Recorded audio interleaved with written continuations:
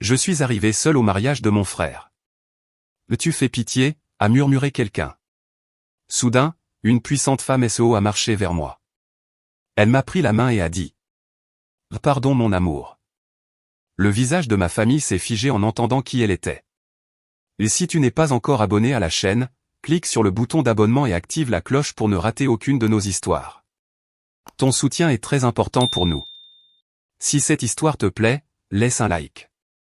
J'aimerais aussi savoir de quelle ville tu viens, écris-nous ta ville en commentaire. L'histoire commence maintenant. C'était un mardi après-midi, un jour gris et humide, comme s'il voulait aspirer toutes les couleurs de la ville de Mexico. L'enveloppe était épaisse, lourde, d'un ivoire si crémeux qu'on aurait dit du chocolat blanc.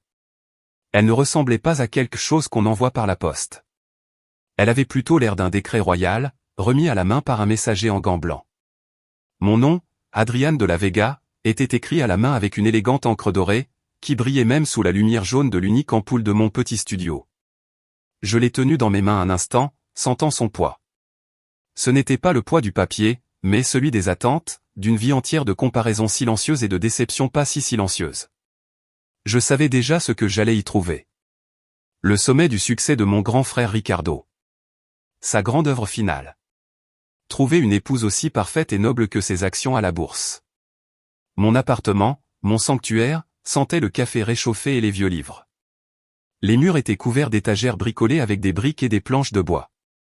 Chaque centimètre était rempli de romans, livres d'histoire, biographies et essais.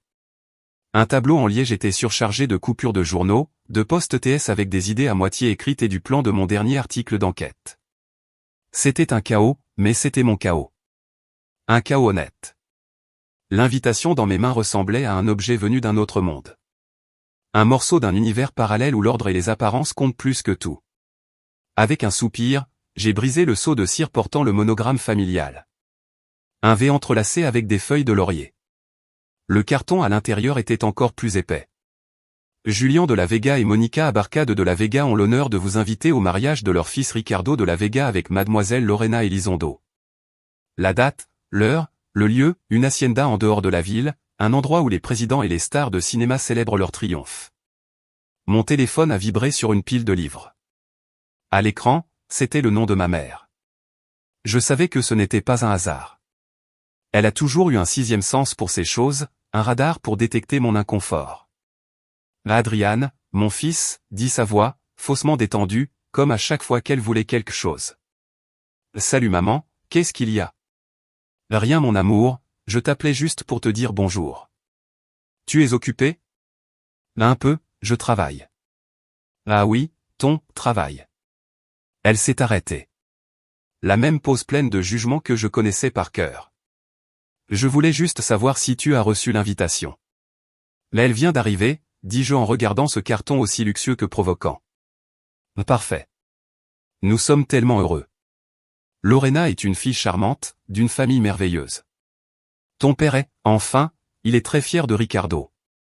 Le coup de poignard était subtil mais précis. Et dis-moi mon chéri, tu comptes venir avec quelqu'un? J'ai fermé les yeux. Voilà la fameuse question. Toujours la même. Non maman, j'irai seul. Oh. Le silence au bout du fil était plus parlant que n'importe quel mot. Ce n'était pas de la déception. C'était de la pitié. Bon, peu importe, ce qui compte, c'est que tu sois là. Tu sais que pour ton père, c'est important que la famille soit au complet, qu'on donne une bonne image. Donner une bonne image, ai-je pensé avec amertume. L'histoire de ma vie. La raison pour laquelle je me suis toujours senti comme une pièce mal ajustée dans le puzzle parfait des de la Vega. Je serai la maman, ne t'inquiète pas. Je t'aime mon fils, j'espère que tu trouveras un travail stable bientôt, et une gentille fille. Ton père s'inquiète. Il ne s'inquiète pas. Il compare, ai-je pensé en raccrochant. La phrase a résonné dans ma tête. Je me suis approché de la fenêtre et j'ai regardé la rue. Les voitures coincées dans la circulation, les gens qui marchaient pressés. Et soudain, je n'étais plus en 2025 dans mon appartement. J'avais 8 ans, j'étais dans le jardin de mes grands-parents. Je tenais dans mes mains un dessin que j'avais fait toute l'après-midi. Un dragon avec des écailles de toutes les couleurs. J'ai couru vers mon père, qui regardait Ricardo, 13 ans, marqué un but dans un but improvisé. Papa, regarde, lui ai-je dit en lui tendant mon chef-d'œuvre. Il a à peine baissé les yeux. Un très joli, Adrian, a-t-il dit distraitement, avant de crier. Ça c'est champion. Quelle frappe. Ça c'est mon fils. Je suis resté là avec mon dessin dans la main, sentant le dragon coloré devenir gris. La blessure était ancienne. Mais cette invitation venait de la rouvrir. Comme si elle n'avait jamais guéri. Les jours avant le mariage furent une torture silencieuse. J'essayais de me concentrer sur mon article. Sur les interviews. Sur les tableaux de données. Qui montraient comment les projets immobiliers de luxe remplaçaient les familles qui vivaient dans ces quartiers depuis des générations. C'était un travail important. Un travail qui me passionnait. C'était ma façon de lutter contre le genre de pouvoir que ma famille représentait. Mais à chaque fois que je m'asseyais pour écrire, l'image de l'hacienda, des visages souriants, et de ma solitude inévitable me revenait. Jeudi soir, incapable de dormir. Je me suis servi un verre de mezcal. Et j'ai regardé la ville par la fenêtre. Les lumières scintillaient comme un réseau nerveux. Et soudain, comme un fantôme. Le souvenir de mon dernier jour chez E-Construction de la Vega est revenu avec une clarté douloureuse. J'avais 22 ans. Et cela faisait 1 an que je travaillais dans l'entreprise familiale après avoir été diplômé. 1 an à me sentir comme un imposteur. Dans un costume qui ne m'allait pas. Avec un diplôme qui ne signifiait rien pour moi. Il m'avait mis au service de surveillance des projets. Un nom élégant pour dire que je devais m'assurer que tout se faisait comme prévu. Ce jour-là, on m'a appelé en salle de réunion. Mon père était à la tête de la table, imposant. Ricardo, à sa droite, souriait avec cette suffisance que je détestais. Sur la table, il y avait une chemise bleue. C'était le rapport final pour un projet de logements sociaux qu'on avait construit en périphérie de la ville. Adrian, dit mon père, sa voix résonnant dans la pièce silencieuse. On a besoin de ta signature. J'ai ouvert la chemise. C'était le rapport des matériaux et du contrôle qualité. Mes yeux ont parcouru les spécifications. Barre d'acier de 5/8. Béton haute résistance. Fils électriques de calibre 10. Mais moi, j'avais été sur ce chantier. J'avais vu qu'on utilisait des barres d'1 demi-pouce à la place. J'avais vu les sacs de ciment d'une marque moins chère. Moins fiable. J'avais entendu les électriciens se plaindre que le câblage était trop fin. J'ai levé les yeux. Je ne peux pas signer ça, ai-je dit, ma voix n'était qu'un murmure. Mon père a froncé les sourcils. Comment ça, tu ne peux pas? Ce n'est pas vrai, ai-je dit, trouvant un peu plus de force. Les matériaux ne sont pas ceux qui sont écrits là. On a utilisé des matériaux de qualité inférieure pour économiser de l'argent. Ricardo a éclaté d'un rire sec. Oh, petit frère, bienvenue dans le monde réel. Le monde réel? C'est de la fraude, Ricardo. Ces maisons sont pour des familles. Et s'il y a un tremblement de terre? Et s'il y a un court-circuit, un incendie? Là assez, tonna mon père en frappant la table avec sa main. Le bruit m'a fait sursauter. C'est du business, pas de la charité. Les marges sont serrées. Des décisions exécutives ont été prises. Ton travail, c'est de signer le papier, pour qu'on puisse clôturer le projet et être payé. Mon travail, c'est d'assurer la qualité, ai-je répondu. Mon cœur battant vite, partagé entre la peur et la colère. Et cette qualité, c'est de là. Fais attention à ton langage, hurla-t-il. Arrête d'être si mou, si idéaliste. La vie n'est pas un conte de fées. J'ai regardé mon père, puis mon frère. Je n'ai pas vu de méchanceté dans leur visage. J'ai vu pire. De l'indifférence. Une logique froide. Où les gens ne sont que des chiffres sur une feuille de calcul. Toujours le rêveur, dit Ricardo en secouant la tête. Comme si j'étais un cas perdu. Le monde réel va te manger tout cru. À ce moment-là, quelque chose s'est brisé en moi. Ou peut-être s'est réparé. J'ai compris que je ne pouvais plus rester là. Que je ne pouvais pas devenir comme eux. Je ne vais pas mettre mon nom sur un mensonge. Qui pourrait mettre en danger la sécurité des gens, ai-je dit en me levant. Ma chaise a raclé le sol. Et je ne peux pas continuer à travailler pour une entreprise qui fait ça. Je me suis dirigé vers la porte. « Si tu sors par cette porte, ne reviens pas. » a crié mon père. « Tu es seul, Adrian. »« Seul. » Je ne me suis pas arrêté. Je suis sorti de la salle de réunion. Du bâtiment. De la vie qu'ils avaient prévue pour moi. La peur me serrait la gorge. Mais sous cette peur, il y avait une autre sensation. Celle d'une liberté totale et pure. Maintenant, 5 ans plus tard. Le mescal me brûlait toujours la gorge. Ce soir-là, je n'avais pas seulement signé ma démission. J'avais signé mon exil. Et le mariage de Ricardo était le rappel officiel. Que j'étais toujours l'exilé. Celui qui avait choisi les rêves au lieu du succès. Celui qui, selon eux, était destiné à être dévoré par le monde réel. Le samedi soir, j'ai mis mon seul costume à peu près correct. Un bleu marine acheté en solde 2 ans plus tôt. Je me suis regardé dans le miroir fêlé de ma salle de bain. La cravate me serrait comme un nœud coulant. Je m'étais rasé de près. Mais j'avais quand même l'impression que le mot imposteur était marqué sur mon front. J'ai conduit ma vieille Volkswagen jusqu'à l'Hacienda. L'allée d'entrée était bordée de torchers. Il y avait une armée de voituriers en uniforme. J'ai donné mes clés à un jeune garçon qui semblait plus jeune que moi. Et qui, probablement, gagnait plus en pourboire en une soirée que moi en une semaine. L'intérieur était irréel. Une grande cour centrale avec une fontaine de pierre au milieu avait été recouverte d'un chapiteau transparent. Rempli de milliers de petites lumières comme un ciel étoilé captif. Les tables étaient habillées de nappes en lin blanc. Et de bouquets de fleurs qui coûtaient sûrement plus cher que mon loyer. Une orchestre jouait une version douce d'une chanson pop. L'air sentait le parfum de luxe, les fleurs. Et l'argent. Beaucoup d'argent. Je suis entré et je me suis arrêté. Je me sentais complètement déplacé. Comme si j'étais entré dans un film où je n'étais qu'un figurant. Les gens riaient, buvaient du champagne. Se saluaient d'un baiser dans l'air. Visage bronzé. Dents parfaites. Bijoux qui brillaient trop fort. J'ai vu mes parents près de l'entrée. Accueillant les invités. Ma mère m'a vu et, pendant une seconde.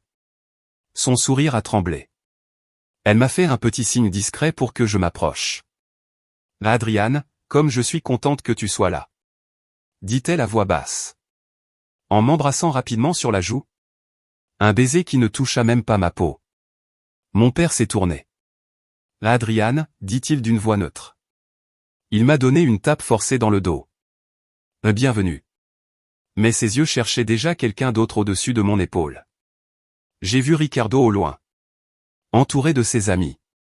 Des clowns en costume cher. Avec des sourires de requin. Il m'a vu, a levé sa coupe dans un salut vague. Et s'est retourné. C'était tout. Pas de câlin. Pas de « content que tu sois venu, frère ». Rien. Je me suis senti rapetissé. La sécurité que j'avais essayé de construire autour de moi s'est effondrée. J'ai commencé à marcher au hasard. Cherchant ma table. Sentant les regards posés sur moi. Je savais ce qu'ils pensaient. C'est l'autre frère. Le bizarre. Celui qui n'a rien réussi. Chaque sourire poli ressemblait à une moquerie. Chaque murmure, à une condamnation. Un serveur m'a indiqué ma table. Comme je m'y attendais. Elle était en périphérie, près de la cuisine. Aussi loin que possible de la table principale. Où la royauté familiale présidait la soirée. La table des exilés. C'est comme ça que je l'avais appelée dans ma tête. Je me suis resserré la cravate. La cage dorée était magnifique. Mais depuis mon coin, l'air semblait déjà vicié, difficile à respirer. La nappe ici paraissait un peu moins blanche. Les fleurs un peu plus fanées. Ou peut-être que c'était juste moi. Je partageais la table avec quelques cousins éloignés de ma mère. Que je reconnaissais à peine. Une amie de l'université de Lorena qui avait l'air ennuyée. Et mon oncle Hector. Mon oncle Hector était le petit frère de mon père. Un homme qui, jeune, avait voulu devenir peintre. Mais qui avait fini par diriger une des divisions les moins glamour de l'entreprise familiale. Il avait toujours une tristesse dans les yeux. Celle de quelqu'un qui avait échangé ses rêves contre la sécurité. Et qui le regrettait chaque jour. Il était peut-être la seule personne de toute la famille à vraiment me comprendre, même s'il ne le disait pas souvent. « Adrian », dit-il d'une voix grave en me voyant m'asseoir. Il m'a souri. Un vrai sourire. Qui tranchait avec les masques que tout le monde portait.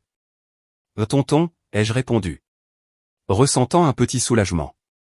Au moins, je n'étais pas complètement seul. La conversation à la table était forcée. Les cousins parlaient de leurs enfants et de leurs vacances à Bali. L'ami de Lorena ne décollait pas les yeux de son téléphone. Moi, je me suis contenté d'observer. J'étais comme un anthropologue au milieu d'une tribu étrangère. Je voyais mon père rire aux éclats avec un politicien influent. Je voyais ma mère ajuster le voile de Lorena avec une tendresse qu'elle ne m'avait presque jamais montrée à moi. Je voyais Ricardo, roi de la fête, se déplacer avec une aisance et une confiance qui me semblait venir d'une autre planète. Puis le couple royal a commencé à faire le tour des tables. Quand ils se sont approchés de la nôtre, j'ai senti mon estomac se nouer. « Mes cousins. Quel plaisir de vous voir !» dit Ricardo avec une voix parfaitement polie. Il a serré les parents dans ses bras. Embrassé l'ami de sa femme. Puis ses yeux se sont posés sur moi. Son sourire s'est crispé d'1 millimètre. « Adrian », dit-il. Comme s'il venait tout juste de remarquer ma présence. L'ermite est sorti de sa caverne. Certains à la table ont ri nerveusement. J'ai senti le sang monter à mon visage. Lorena, accrochée à son bras, m'a regardé de haut en bas. Elle portait une robe qui valait sûrement plus cher que ma voiture. Ses yeux brillaient d'un éclat froid, parfaitement contrôlé. « Oh Adrian, quel bonheur que tu sois venu !» dit-elle avec une voix douce, mais pleine de poison. Sérieusement. Ricardo était inquiet. On pensait que tu n'oserais pas te montrer. Tu sais, avec tout ce... Et tout ça, englobait mon petit appartement. Mon travail précaire. Mon absence de partenaire haut de gamme. Mon existence entière vue comme un échec. Avant que je puisse répondre, Ricardo l'avait déjà prise par la main. Et ils étaient partis vers la table suivante. Oh bon, profitez. Le dîner va être servi. Je suis resté là, à regarder mon assiette vide. L'humiliation avait un goût amer dans ma bouche. J'ai senti une main sur mon bras. C'était mon oncle Hector. Il s'est penché vers moi. Et a versé un peu de son whisky dans mon verre. Qui jusque-là ne contenait que de l'eau.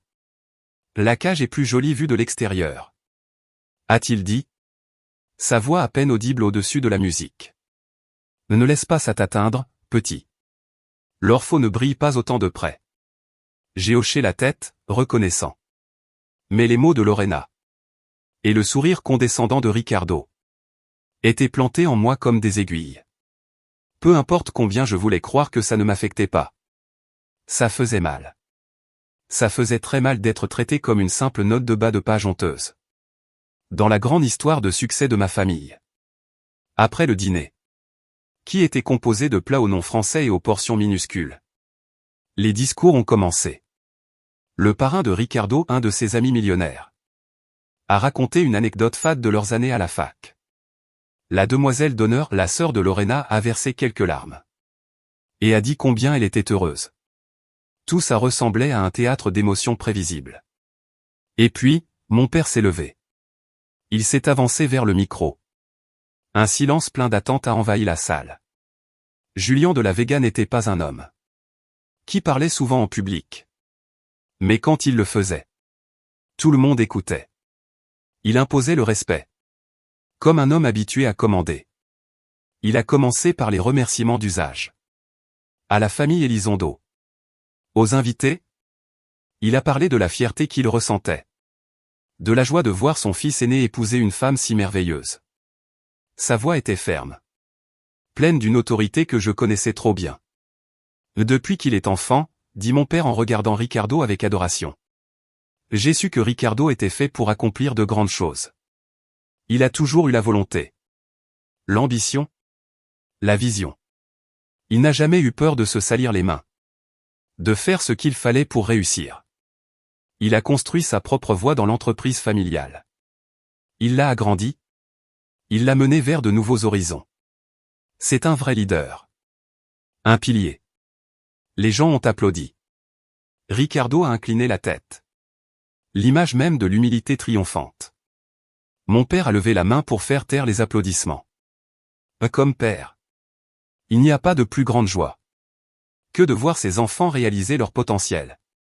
De les voir devenir des hommes droits. Des hommes utiles. Et alors? Ses yeux ont quitté Ricardo. Ils ont parcouru la salle. Et se sont arrêtés sur moi. Sur ma table. Dans l'ombre. Son sourire a disparu.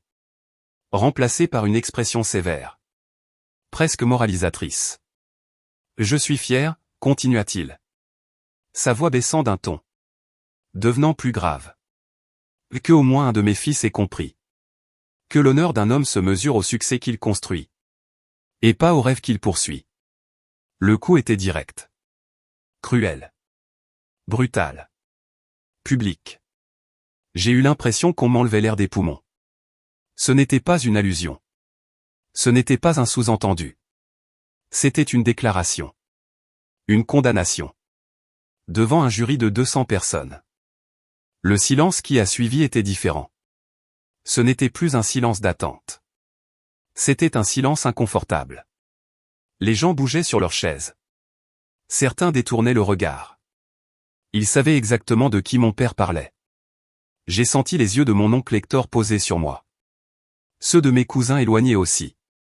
C'était comme si un projecteur m'éclairait. Me montrant sous tous les angles. Exposant chacune de mes erreurs. Toutes mes décisions. Toute ma vie. Comme si c'était un crime. Je voulais m'enfoncer dans ma chaise. Je voulais disparaître. Je voulais me lever et hurler. Que leur succès était bâti sur des mensonges.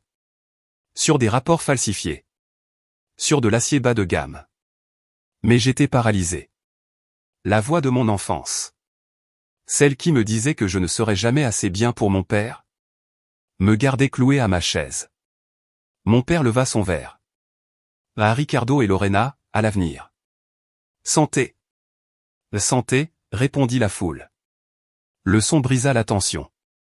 Mais moi, je ne pouvais pas bouger. Je restais là, dans mon coin sombre. Sentant le poids de chaque mot. C'était le fond du fond. L'humiliation ultime. Mais ce que je ne savais pas, c'est qu'au moment même où je me noyais dans cette obscurité, une lumière inattendue allait faire irruption dans la salle. Juste quand le murmure des toasts commençait à s'éteindre. Et que l'orchestre se préparait à reprendre la musique. Les grandes portes de bois de l'hacienda s'ouvrirent d'un coup sec. Faisant un bruit qui résonna dans tout le salon. Ce n'était pas une entrée discrète. C'était une interruption. Un silence total tomba sur la foule. Tout le monde se tourna pour voir. Qui était arrivé si tard et de façon aussi voyante? L'orchestre, en plein morceau, s'arrêta. Dans l'embrasure de la porte. Découpée par l'obscurité de la nuit. Se tenait une femme. Ce n'était pas une invitée comme les autres. Sa seule présence remplissait l'espace. Elle portait un tailleur pantalon d'un rouge bordeaux profond. Un choix audacieux et puissant. Au milieu des robes de cocktail et des costumes noirs. Ses cheveux noirs étaient attachés en un chignon bas et élégant. Elle ne portait comme bijoux que de simples boucles d'oreilles en perles. Elle n'en avait pas besoin. Son assurance était son plus beau bijou. Elle dégageait une confiance si naturelle et absolue. Qu'on aurait dit qu'elle aspirait tout l'oxygène de la pièce. Elle s'avança. Le bruit de ses talons sur le sol en pierre était clair, décidé. Chaque pas était volontaire. Elle ne regarda pas la table principale. Elle ne chercha pas les hôtes. Ses yeux sombres et d'une intelligence rare balayèrent la salle rapidement. Comme une prédatrice repérant sa cible. Elle passa au-dessus des tables des politiciens. Des chefs d'entreprise. Ignora les beautés superficielles. Puis ses yeux se posèrent. Sur moi. Nos regards se croisèrent à travers la foule. Pendant un instant, le monde s'arrêta. Je ne la connaissais pas. J'étais sûr de ne l'avoir jamais vue. Mais la manière dont elle me regardait n'exprimait ni pitié ni curiosité. C'était un regard de reconnaissance. De certitude. Un léger sourire apparut sur ses lèvres. Puis elle commença à marcher. Pas vers mes parents. Pas vers la piste de danse. Elle avançait droit vers ma table. À la périphérie. Le murmure dans la salle se transforma en un silence absolu. 200 personnes suivaient la scène, hypnotisées. Je pouvais sentir leur regard, lourd comme du plomb. Qui était cette femme? Et pourquoi allait-elle vers Adriane de la Vega? Le mouton noir. Le raté de la famille? Mon cœur battait à toute vitesse. Comme un tambour fou dans ma poitrine. Je restais figé sur ma chaise. Incapable de bouger. Incapable de respirer. Tandis que la femme en rouge bordeaux avançait vers moi. Réduisant la distance qui me séparait de l'œil du cyclone. Elle arriva à notre table. Son parfum, subtil et luxueux. Un mélange de bois de santal et d'autres choses d'indéfinissables. Me parvint avant elle. Elle s'arrêta juste à côté de moi. Elle était debout. Moi assis. Je me sentais encore plus petit, encore plus exposé. J'ai levé les yeux. De près, elle était encore plus impressionnante. Ses traits étaient nets, intelligents. Sa mâchoire montrait de la force. Ses yeux profonds disaient qu'elle ne perdait pas de temps avec les idioties. Elle se pencha légèrement, posant une main avec une familiarité impossible. Sur le dossier de ma chaise. Ses cheveux effleurèrent ma joue. Toute la salle retint son souffle. « Désolé pour le retard, mon amour. » dit-elle. Sa voix claire et mélodieuse. Assez forte pour que les tables proches l'entendent. Le mot « mon amour » tomba dans la pièce. Comme un caillou dans un étang calme.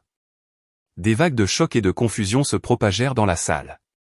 J'ai senti ma gorge devenir sèche. J'ai regardé autour de moi. Ma mère avait la bouche ouverte. Mon père avait l'air d'avoir vu un fantôme. Ricardo la fixait avec un mélange d'incrédulité et de colère. Avant que je ne puisse réagir. La femme se pencha encore plus près de moi. Jusqu'à ce que sa bouche soit tout près de mon oreille. Son souffle était chaud. Fais comme si c'était vrai. Chuchota-t-elle d'une voix urgente mais calme. Fais-moi confiance. Je t'expliquerai plus tard. Je suis resté paralysé. Mon esprit tournait à 1000 à l'heure. Une blague? Une erreur? Une actrice engagée? Mais il y avait quelque chose dans son ton. Une autorité naturelle qui m'a fait lui faire confiance instinctivement. Elle se redressa. Et son sourire s'élargit. Un sourire lumineux, charismatique. Dirigé maintenant vers toute la table. Comme si c'était normal qu'on apparaisse ensemble. La circulation dans cette ville, c'est une horreur.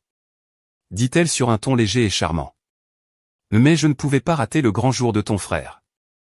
Elle se tourna légèrement vers moi. Comme pour m'inclure dans la plaisanterie. Mon oncle Hector fut le premier à réagir. Un sourire lent. De pur et absolu plaisir. S'étira sur son visage.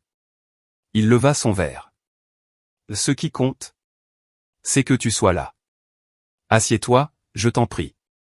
On allait justement commander un autre whisky. La femme lui sourit chaleureusement. Merci beaucoup. Mais elle ne s'assit pas. À la place, elle me regarda. Et tendit la main vers moi. Une invitation silencieuse. Mon corps réagit tout seul. Je me levai. Ma chaise racla le sol. Le seul bruit dans toute la salle.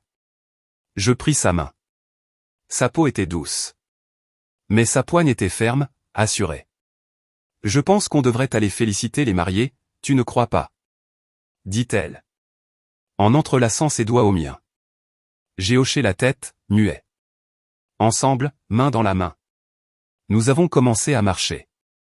Depuis le coin sombre de la salle. Vers le centre lumineux et choqué de la fête. Chaque pas était surréaliste. Moi, qui avais été invisible toute la soirée. J'étais maintenant au centre de l'attention. À mon bras. La femme la plus magnétique que j'avais jamais vue. Le murmure qui montait à notre passage. N'était pas de la pitié, mais de la pure confusion. Et pour la première fois de la soirée. Je ne me sentais pas petit. Je me sentais protégé. Traverser cette salle. C'était comme marcher dans l'eau. Le temps semblait ralentir. Chaque visage que nous croisions était une œuvre d'art figée dans le choc. Je voyais les amis de mon frère nous regarder la bouche ouverte. Les associés de mon père fronçaient les sourcils. Les femmes de politiciens murmuraient derrière leurs mains. La belle image que ma famille avait si soigneusement préparée venait d'exploser en quelques minutes. Nous nous sommes arrêtés devant la table principale. La musique s'était complètement arrêtée. Le silence était si dense qu'on aurait pu le couper au couteau. Ricardo fut le premier à se lever. Son visage était une masque de rage contenue. Son sourire parfait de marié avait disparu. Il était remplacé par une grimace d'incrédulité. Lorena, à ses côtés, avait l'air tout aussi perdue. Elle regardait nos mains entrelacées. Puis mon visage. Comme si elle essayait de résoudre une énigme impossible. Mon père se leva aussi. Ses yeux étaient fixés sur nous. Froid. Dur. La Adriane, dit Ricardo. Sa voix tendue, difficile à contrôler. Qu'est-ce que c'est que ça? C'est qui, elle? Il ne termina même pas sa phrase. Son dédain était évident. La femme à mes côtés ne broncha pas. Elle ne me laissa même pas répondre. Elle lâcha ma main. Et fit un pas en avant. Se plaçant légèrement devant moi. Comme un bouclier. Elle tendit la main libre vers Ricardo. Une main qu'il ne prit pas. Sofia Herrera, dit-elle calmement. Mais avec une voix coupante comme une lame. La associée des Adriane. Le nom Herrera ne sembla pas être compris tout de suite. Mais ensuite, elle ajouta. D'Alta Capital. Et là, c'était la bombe. Alta Capital. Ce n'était pas n'importe quelle entreprise. C'était un des fonds d'investissement les plus grands. Et les plus redoutés d'Amérique latine. Ils étaient connus pour leurs rachats agressifs. Leur restructuration. Leur démantèlement. C'étaient des requins. Et Sofia Herrera, comme j'allais l'apprendre plus tard, n'était pas un requin ordinaire. C'était le grand requin blanc. J'ai vu le choc et la panique pure envahir le visage de mon père. Sa mâchoire s'est crispée. J'ai vu Ricardo pâlir sous son bronzage. Il savait parfaitement qui elle était. Et il savait que sa présence, à ce mariage, à mon bras, ne pouvait rien annoncer de bon pour eux. Associé, balbutia mon père. Le mot sortant difficilement de sa bouche. Sofia retira sa main. Sans se troubler du refus de Ricardo. Son sourire devint froid. Calculateur. Le genre de sourire que quelqu'un affiche quand il est 3 coups en avance dans une partie d'échecs. Oui, répondit-elle. Son regard allant de mon père à mon frère. Puis revenant vers moi. Avec une chaleur protectrice soudaine. Il est le cerveau créatif. Moi, je finance. Nous formons une équipe redoutable. Puis elle se tourna vers Ricardo et Lorena. Sa voix devenant faussement douce. Mais nous ne sommes pas ici pour parler affaires. Nous voulions simplement vous féliciter. Vous formez un couple spectaculaire. Le mot spectaculaire était chargé d'ironie. L'air semblait crépiter de tension. La fête s'était figée. Ce qui se passait maintenant était bien plus passionnant que n'importe quelle danse ou discours. Ma famille, qui avait voulu m'humilier en silence, se retrouvait maintenant au centre d'un affrontement public avec l'une des femmes les plus puissantes du pays. Et moi, j'étais au centre de la tempête. Ricardo, reprenant un peu de contenance, força un sourire qui ne toucha jamais ses yeux. Excusez-nous une seconde, dit-il aux invités à sa table, qui, eux, ne bougeaient pas, comme collés à leur chaise. Puis, d'un mouvement brusque de tête, il nous fit signe de le suivre. La Adriane. Madame Herrera.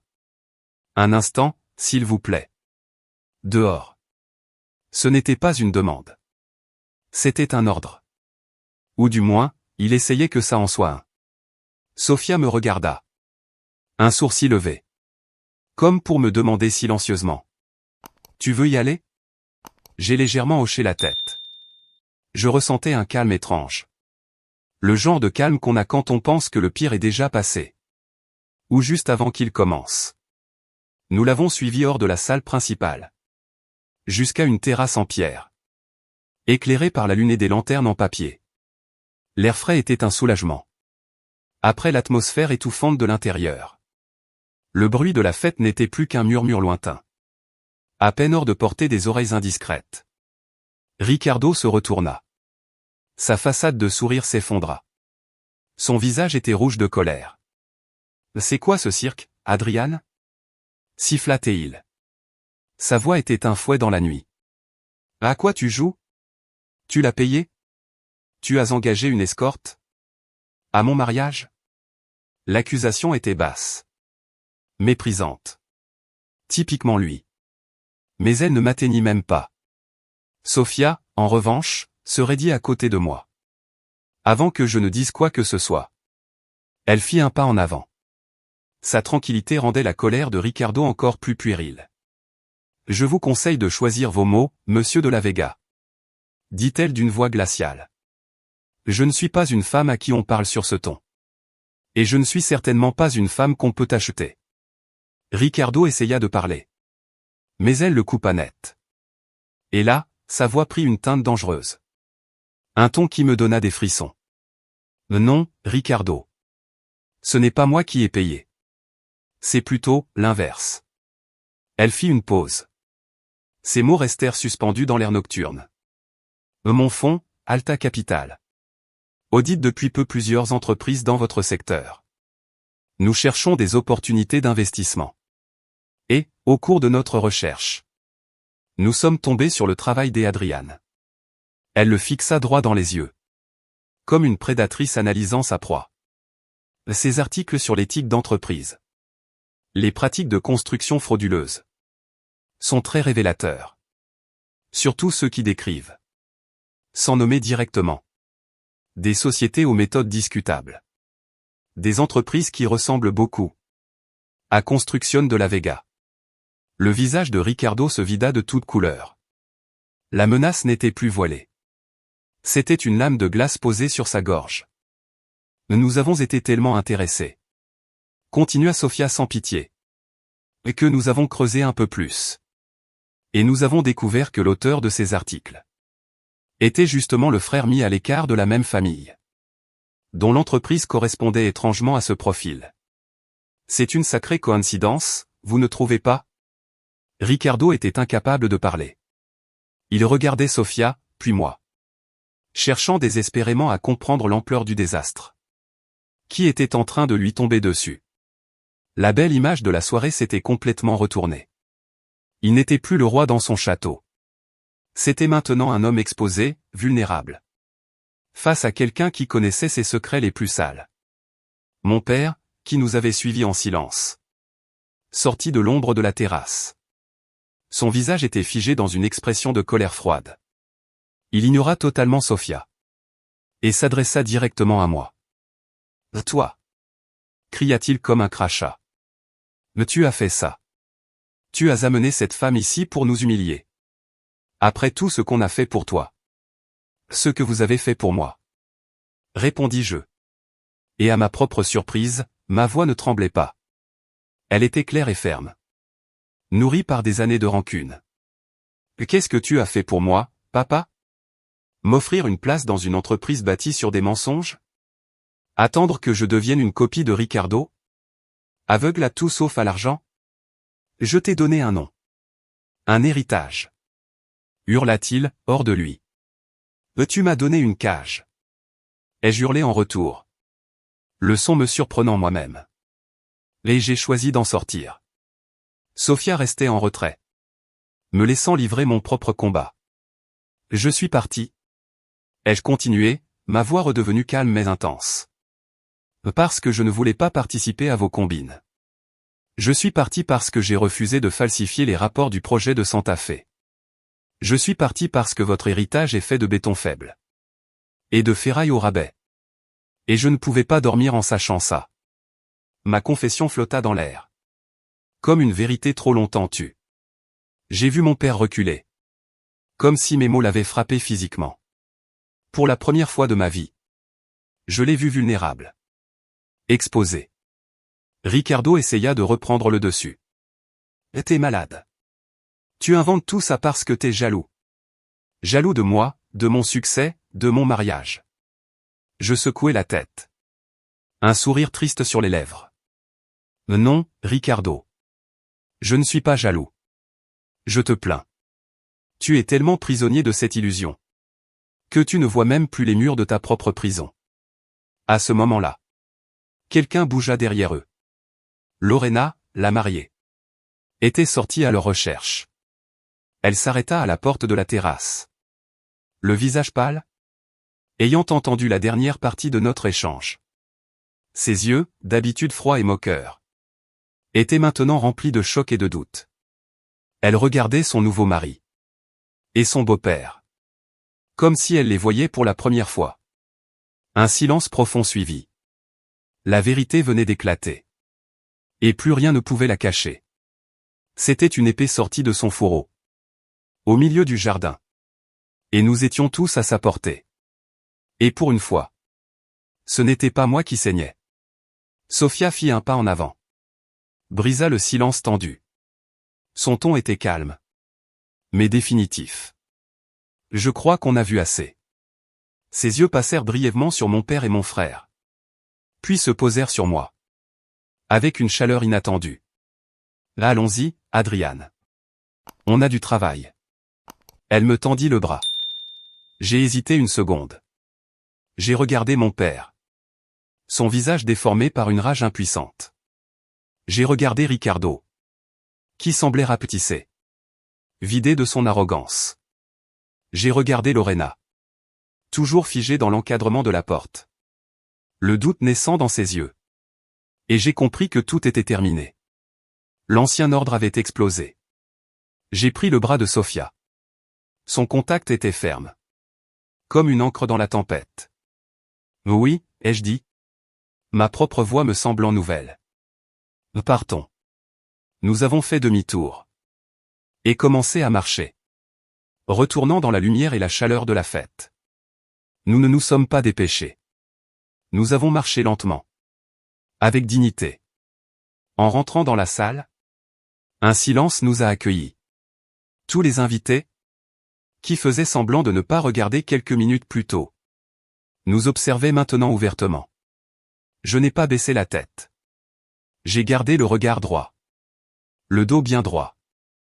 À mes côtés, Sofia marchait comme une reine. Je sentais les regards de 200 personnes sur nous.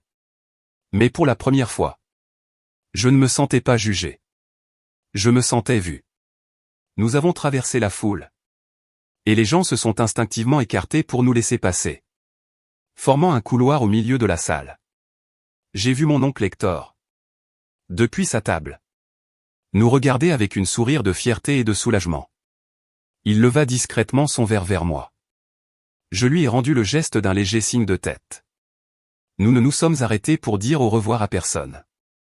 Il n'y avait plus rien à dire. Nous sommes arrivés aux grandes portes en bois. Un voiturier, nous voyant approcher, est parti en courant chercher la voiture de Sofia. Pendant que nous attendions sous le ciel étoilé, je réalisais que l'air ne semblait plus lourd. Je pouvais respirer à nouveau. La cage dorée était restée derrière moi. Et alors que les portes se refermaient doucement, étouffant le bruit de cette fête, qui était devenue un enterrement, je sus que je n'en sortais pas comme un exilé, mais comme un homme libre. La voiture de Sofia était une berline allemande noire, discrète à l'extérieur, mais incroyablement luxueuse à l'intérieur. Elle sentait le cuir neuf et le pouvoir tranquille. Le moteur ne faisait presque aucun bruit, tandis que nous nous éloignions de l'hacienda et entrions sur la route sombre. Les lumières de la fête rétrécissaient dans le rétroviseur, jusqu'à disparaître. Nous sommes restés en silence plusieurs minutes. La seule lumière venant du tableau de bord et des phares qui découpaient la nuit. Mon esprit était une tempête d'images et d'émotions. Le visage de mon père, celui de Ricardo, le murmure de Sofia, la sensation de sa main dans la mienne. Finalement, je me tournai vers elle. Elle fixait la route, son profil éclairé par les lampadaires qui défilaient. Pourquoi? Ai-je demandé, ma voix rauque. Pourquoi tu as fait tout ça? Elle ne me regarda pas tout de suite. Elle garda les yeux sur la route. Encore quelques secondes. Comme pour mettre de l'ordre dans ses pensées. Plusieurs raisons. Dit-elle enfin. Sa voix plus douce. Sans l'armure d'acier qu'elle avait portée à la fête. La raison professionnelle est la plus simple. Comme je te l'ai dit, ma société examine le secteur de la construction. Construction de la Vega est apparue sur notre radar. À cause de plusieurs anomalies financières. Des signaux d'alerte. Ton nom, Adrian de la Vega, journaliste d'investigation, est apparu pendant nos recherches. Tu étais un risque potentiel. Un membre de la famille mécontent. Avec des infos internes. J'ai hoché lentement la tête. Digérant cette logique froide et professionnelle. On a étudié ton travail. Continua TL. On a lu tes articles. Et on a été impressionné. Pas seulement par la qualité de ta recherche, mais par ton courage de les publier. On a vu la connexion. Et quand mon équipe a découvert que tu étais sur la liste des invités du mariage, j'ai su que ce n'était pas un hasard. C'était une opportunité. Une opportunité de quoi, ai-je demandé? De rencontrer l'homme derrière les articles. De voir si tu étais aussi intègre que tu en donnais l'impression sur le papier. Elle fit une pause. Et peut-être. Pour semer un peu de chaos. Et voir comment il réagirait sous pression. Elle sourit légèrement. Parfois, la meilleure façon d'évaluer la solidité d'une structure, c'est de secouer ses fondations. Tout cela avait un sens. Un sens froid. Efficace. Professionnel. Mais je sentais qu'il y avait autre chose. Ça, c'est pour les affaires, dis-je. Et quelle est l'autre raison? Cette fois. Elle me regarda vraiment. Un regard rapide. Mais profond. Une petite et triste sourire effleura ses lèvres. En plus, dit-elle en regardant à nouveau la route. Je reconnais ce regard dans tes yeux, Adrian. Celui que tu avais quand je suis entré dans la salle. Le regard de quelqu'un de brillant. Qu'on a convaincu qu'il ne valait rien. Le regard de quelqu'un qui refuse d'entrer dans la boîte. Que sa famille a construite pour lui. Sa voix devint plus personnelle. Plus intime. Mon père avait un plan pour moi aussi. Il voulait que je sois une avocate d'entreprise traditionnelle. Que j'épouse quelqu'un de son cercle. Que je sois docile. Il m'a dit que mes idées étaient trop agressives pour une femme. Que je n'y arriverais jamais seul. Je restais silencieux. Je l'écoutais. Je ne l'ai pas écouté. Dit-elle simplement. Mais avec force. Et j'ai construit mon propre empire. Mais je n'ai jamais oublié. Ce que ça fait. D'être dans une pièce remplie de gens. Qui sont censés t'aimer. Mais qui veulent juste que tu sois une version plus petite et contrôlable de toi-même. Elle poussa un long soupir. Alors, quand je t'ai vu, là. Dans ce coin. Supportant l'humiliation avec dignité. Disons que j'ai eu un réflexe. Pas de la pitié. De la solidarité. Le silence qui suivit fut différent. Un silence de compréhension. Elle n'était pas une inconnue venue me sauver. C'était une alliée. Quelqu'un qui avait mené une guerre semblable à la mienne. Et qui avait gagné. La connexion que j'avais ressentie avec elle n'était pas romantique. C'était plus profond. Le reconnaissance d'une âme sœur dans la lutte pour exister. Merci, ai-je dit enfin. Un mot bien trop petit. Pour tout ce qu'elle venait de faire pour moi. Tu n'étais pas obligé de faire ça. Si, je l'étais, répondit-elle avec simplicité. Des gens comme ton père et ton frère ne respectent qu'une seule chose, le pouvoir. Il fallait quelqu'un pour leur parler dans leur propre langue. Nous avons continué à rouler en silence. Mais cette fois, c'était un silence confortable. La ville apparaissait déjà au loin. Comme une tache orange contre le ciel noir. J'étais épuisé. Mais étrangement rempli d'énergie. Comme si on venait de m'enlever un poids. Que je ne savais même pas que je portais. Et maintenant, ai-je demandé. Plus à moi-même qu'à elle. Je suppose que ma famille ne me parlera plus jamais. Probablement pas, du moins pas tout de suite. Répondit Sophia calmement. Mais ça te donne un avantage. Quel avantage? La liberté. La liberté de construire quelque chose à toi. Sans leur interférence. Elle s'arrêta à un feu rouge. Et se tourna complètement vers moi. La lumière de la rue illuminait son visage. Et j'y vis une intensité féroce. Pendant nos recherches, dit-elle, mon équipe a trouvé autre chose. Une vieille proposition de projet que tu avais envoyée au conseil de direction de construction de la Vega, il y a 5 ans. Un plan pour créer une fondation dédiée au journalisme d'investigation indépendant, financé par un pourcentage des bénéfices de l'entreprise. Mon cœur fit un bond. Je savais exactement de quoi elle parlait. La proposition que ton père a ridiculisée. Puis classée sans suite. Comment tu l'as trouvée? On a de très bons chercheurs. Répondit-elle avec un demi-sourire. Je l'ai lue, Adriane. En entier. Elle est brillante. La structure. La mission. La vision. C'est exactement le genre d'initiative à impact social que Alta Capital cherche à soutenir. Je n'arrivais plus à respirer. Cette proposition. C'était mon âme sur papier. Je l'avais travaillée pendant des mois. Et il l'avait déchirée en 5 minutes. Je veux la financer, dit Sophia. Sa voix ne laissait aucun doute. Pas une fondation. Quelque chose de plus grand. Un média à but lucratif. Mais avec une mission de service public? Indépendant. Sans peur. Je veux te donner les fonds de départ. Pour que tu le lances. Le feu passa au vert. Mais elle ne bougea pas. Pas comme un cadeau, précisa-t-elle. Son regard se fit tranchant.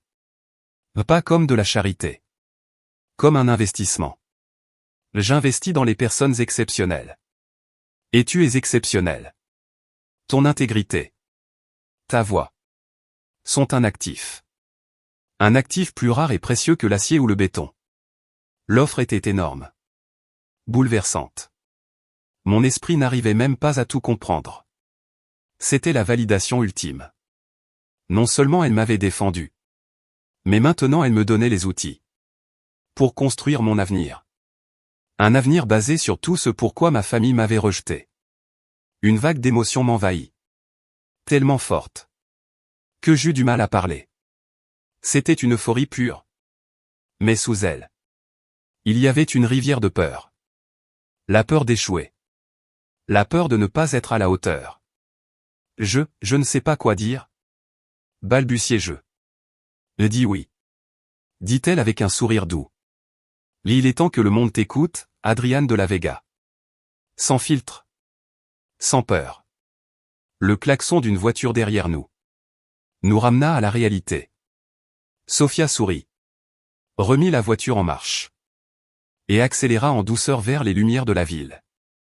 Vers un futur qui, tout à coup, avait l'air illimité. Les jours qui ont suivi le mariage ont été irréels. Mon téléphone, habituellement si calme, est devenu une zone de guerre. Des dizaines d'appels manqués de ma mère. Des messages pleins de colère de Ricardo.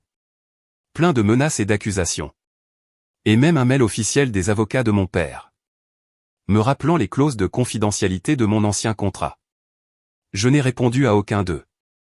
J'ai créé un filtre pour que leurs numéros et leurs emails soient redirigés automatiquement dans un dossier que je n'ouvrais même pas. J'avais besoin de silence. De temps. De calme pour digérer le tremblement de terre qui venait de redessiner toute ma vie. Le seul message qui comptait est arrivé le lundi matin. Un mail de Sophia. Avec pour objet l'étape suivante. Dans ce mail, il y avait un brouillon d'accord d'investissement et une invitation à rencontrer son équipe juridique. C'était réel. Tout était vraiment réel. Mais malgré mon excitation, une vague de panique m'envahit. Je regardais mon petit appartement. Mon tableau en liège en désordre. Qui étais-je pour diriger une entreprise? Pour gérer un investissement aussi gros? La voix de mon père résonnait dans ma tête. Arrête d'être aussi mou. Le monde réel va te manger tout cru. Incapable de supporter seul toutes ces pensées. J'ai fait la seule chose qui m'est venue à l'esprit. J'ai appelé Miguel. Miguel, c'est mon meilleur ami depuis le lycée. Un photographe super talentueux. Avec un cynisme sain. Qui m'a toujours aidé à garder les pieds sur terre. Je lui ai tout raconté. Le mariage. L'humiliation. L'arrivée de Sofia. La confrontation. Et enfin, l'offre. Il y a eu un long silence à l'autre bout du fil. Miguel? T'es là, ai-je demandé. Mec. Dit-il enfin. La voix pleine d'étonnement. C'est la meilleure histoire que j'ai jamais entendue. C'est un scénario de film. Toi, face à tout le clan de la Vega. Et une PDG ultra puissante à ton bras? Mais c'est pas un film, c'est ta vie, mec. Justement, ai-je soufflé. C'est ma vie. Et je flippe. Et si je n'y arrive pas? Et s'ils avaient raison? Et si je suis juste un rêveur bon à rien dans le monde des affaires? Ok, abruti, dit Miguel. Changeant de ton, devenu sérieux. Et qui tu crois qui a survécu en tant que journaliste freelance dans cette ville pendant 5 ans? Qui s'est construit une réputation d'intégrité, tout seul, sans piston? Qui a eu le courage d'envoyer balader l'empire familial pour une question de principe? Il fit une pause. À toi, connard. Bien sûr que tu peux le faire.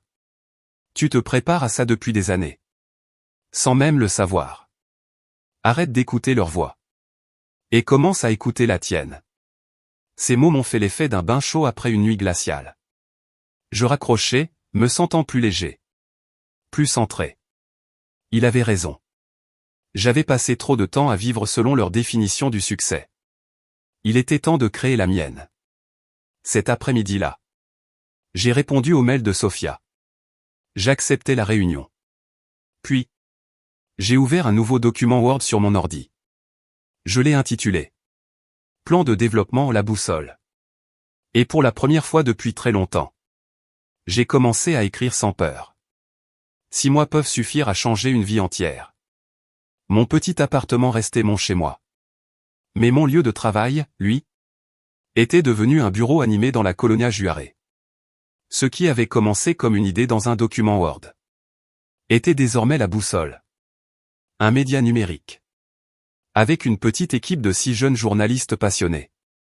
2 éditeurs vétérans que j'avais réussi à convaincre de me rejoindre. Et Miguel comme chef de la photographie. Sofia avait tenu parole. L'investissement était arrivé. Ainsi que le soutien stratégique de son équipe. Mais, comme promis, elle m'avait laissé une totale indépendance éditoriale. C'était ma vision. Ma responsabilité. Je travaillais plus dur que jamais. Mais c'était une fatigue différente. Celle qui vient quand tu construis quelque chose à toi. Brique par brique. Les voix de ma famille s'étaient éloignées. Remplacées par le brouhaha de la rédaction. Le claquement des claviers. Les débats passionnés sur les sources et les angles. Les fous rires, les cafés renversés. Et ce feu qu'on sent quand on fait enfin ce pourquoi on est fait. Ce jour-là. Nous étions prêts à publier notre premier grand reportage. Une enquête fouillée sur la corruption dans le secteur de la construction à Mexico. Révélant comment certaines entreprises utilisaient des matériaux de mauvaise qualité dans les logements sociaux. Pour maximiser leurs profits. Avec la complicité d'inspecteurs corrompus. Nous ne nommions pas Construction de la Vega. Il n'y avait pas besoin. Les schémas. Les pratiques. Les types de matériaux décrits. Tout pointait dans leur direction. Comme un phare dans le brouillard. Ce n'était pas une vengeance personnelle. C'était du journalisme. C'était la vérité que j'avais voulu raconter depuis des années. À 9 heures du matin. J'ai appuyé sur le bouton publier. On a observé en silence. Le moment où l'histoire a commencé à circuler sur les réseaux sociaux. D'abord une goutte. Puis un torrent. Elle a été partagée par des activistes. Par d'autres journalistes. Par des politiciens de l'opposition. À midi, elle était déjà en tendance nationale. Les gens étaient scandalisés. Ils demandaient des comptes. Ils exigeaient des sanctions. Nous avions allumé une allumette dans un champ sec. La boussole n'était pas juste née. Elle avait rugi. 2 semaines plus tard. L'affaire éclatait dans les grands journaux. Construction de la Vega faisait l'objet d'une enquête fédérale. Pour fraude et usage de matériaux de construction de mauvaise qualité. L'article de la boussole fut cité comme élément déclencheur de l'enquête. Le château de cartes de mon père, construit sur des décennies de secrets, commençait à s'effondrer. Je lisais la nouvelle dans mon bureau. Une tasse de café à la main. Je ne ressentis pas la joie triomphante que j'avais imaginée. Pas de, je vous l'avais dit. Seulement une sensation de fin logique. De justice implacable. C'était la fin d'une ère. Ce soir-là, j'ai reçu un appel d'un numéro inconnu. J'ai hésité à répondre. Mais quelque chose en moi m'a dit que je devais le faire. Allô? Silence. Puis une voix. Presque méconnaissable. Dénuée de toute arrogance. C'était Ricardo. Mais tu avais raison. Dit-il d'une voix à peine audible. Surtout. Il n'y eut pas d'excuse. Pas d'explication. Juste cette admission nue et brutale. J'ai attendu qu'il dise autre chose. Mais il ne l'a pas fait. J'entendais simplement sa respiration tremblante. De l'autre côté de la ligne. Prends soin de toi, Ricardo. Ai-je dit doucement. Et j'ai raccroché. J'ai fermé les yeux. Je n'avais pas gagné une guerre contre ma famille. J'avais simplement choisi de ne plus combattre selon leurs règles. J'avais dessiné ma propre carte. Et eux s'étaient perdus dans la leur. Le silence qui suivit cet appel n'était pas lourd. Il était paisible. C'était le son de la fermeture. Un mois plus tard, Sophia est arrivée à la rédaction sans prévenir. Le bureau débordait d'activités. Comme une véritable salle de presse. Les gens couraient dans tous les sens. Les téléphones sonnaient. Les murs étaient recouverts de postes TS. De fils rouges reliant des noms, des dates, des schémas. Elle est restée un instant sur le pas de la porte. Observant la scène avec un sourire de fierté. On dirait que tu as été occupé. Dit-elle en s'approchant de mon bureau. Mais tu n'as pas idée. Ai-je répondu avec un sourire. Merci pour tout ça. Pour avoir cru en moi. Je n'ai rien créé, Adriane. Répondit-elle en regardant autour. J'ai juste ouvert une porte. Toi, tu as construit la maison. Elle fit une pause. Tu es prêt pour le chapitre suivant. Je regardais mon équipe. Les jeunes journalistes passionnés débattant sur un titre. Miguel en train de trier des photos sur son ordinateur. Mes éditeurs concentrés sur leur prochain scoop. Je vis de la vie? De la passion? Du sens. Je me tournais vers la fenêtre. Mexico s'étendait devant moi. Immense, chaotique. Pleine d'histoires qui n'attendaient qu'à être racontées. Ce n'était plus une ville qui m'écrasait. C'était ma ville. Mon terrain de jeu. Je n'étais plus Adriane de la Vega. Le fil raté.